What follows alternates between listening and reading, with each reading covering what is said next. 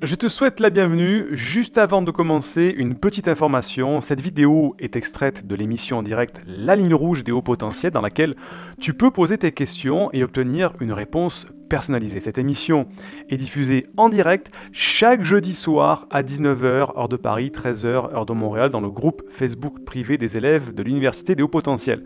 Si tu ne fais pas encore partie de ce groupe d'entraide et de bienveillance, tu peux y accéder en devenant élève de l'université. Pour cela, il te suffit juste de télécharger une première formation offerte dans le cadre de cette campagne de sensibilisation au haut potentiel. Le lien se trouve en description de cette vidéo ou en description du podcast. C'est tout simple, tu m'indiques à quelle adresse je dois t'envoyer la formation et tu la reçois tout de suite. Une question de Marianne qui me dit 56 ans de faux self, comment s'en sortir? 56 ans de faux self, comment s'en sortir? Alors je vais juste rapidement rappeler ce que c'est que le faux self pour ceux qui regardent la vidéo en découpé et pas ceux qui étaient là avec nous. Le faux self, c'est la construction d'une fausse personnalité en réponse aux sollicitations des gens qui sont autour de nous. Donc on a le vrai self, celui qui est au fond de nous, notre petit jardin secret, qui en est vraiment, nos valeurs. Et il y a le faux self, c'est la suradaptation par rapport aux sollicitations des autres personnes pour se faire accepter. Et quand on est au potentiel, on a un énorme faux self et on ne sait plus où se situe la limite entre le faux self et le vrai self, en sachant que le faux self fait partie de la construction normale de toute personne. Mais un petit faux self diplomatique, pas un énorme faux self.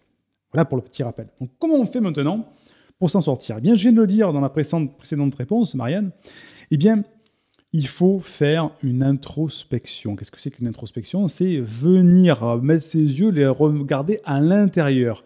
Pas regarder à l'extérieur ce que veulent les gens, ce qui se passe, c'est regarder à l'intérieur de moi-même. Qu'est-ce que je veux? Qui je suis? Quelles sont mes valeurs? Et en fait, pour quitter son faux self, il faut aller retrouver ses valeurs. Et nommer ses valeurs, mettre un nom. C'est un travail qu'on fait en programmation neurolinguistique, c'est un travail qu'on fait en thérapie, c'est un travail qu'on fait... On va rechercher nos valeurs pour savoir qui on est vraiment.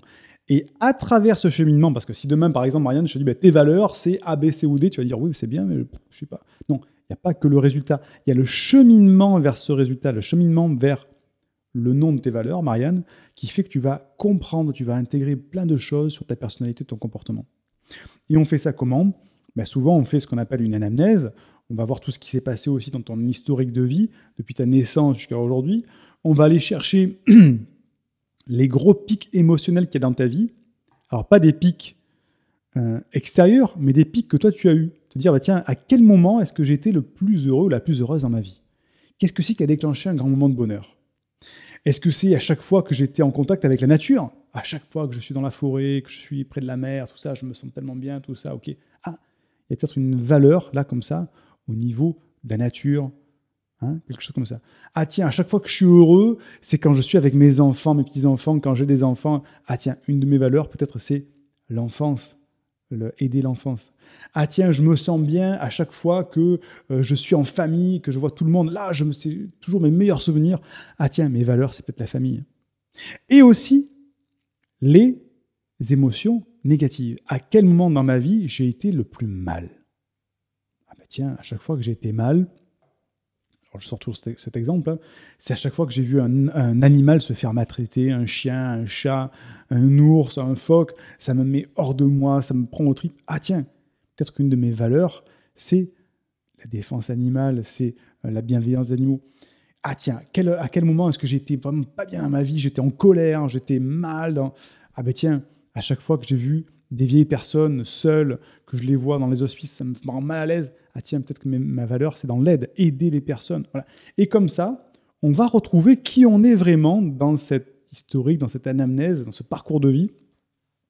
Et avec ça, avec l'aide d'autres méthodologies, Marianne, avec des outils un petit peu plus précis de visualisation, de projection, eh bien on va creuser tout ça pour l'affiner et à la fin trouver tes valeurs. Et quand tu auras tes valeurs et donc tu auras fait ce travail-là, eh bien effectivement, tu vas savoir où est ton vrai self de ton faux self. Donc c'est un cheminement de retrouver son véritable self. Alors ça, bien sûr, on a une formation qui le fait, c'est Trouve ton Ikigai à l'université. Trouve ton Ikigai, c'est une formation qui te permet justement de retrouver ton alignement, qui tu es vraiment, ce pourquoi tu es faite. Et ça peut vraiment t'aider, ça Marianne, à faire ça. Ou sinon, il faut suivre un accompagnement, plutôt un coaching, ce ne sera pas une thérapie, c'est plutôt un coaching pour arriver à retrouver qui tu es vraiment au fond de toi. J'espère t'avoir aidé, Marianne. Indique-moi en description à quelle adresse t'as envoyé la formation offerte qui s'intitule Canalise tes pensées envahissantes et profite de l'instant présent. Et surtout, partage cette vidéo à une personne de ton entourage que ça pourrait aider. Et n'oublie pas, comme le disait Einstein, la folie c'est de faire toujours la même chose et de s'attendre à un résultat différent. Si tu veux t'épanouir avec ta douance, c'est le moment d'utiliser le bon mode d'emploi, celui qui fonctionne avec toi, et de changer pour faire de cette terre un monde meilleur.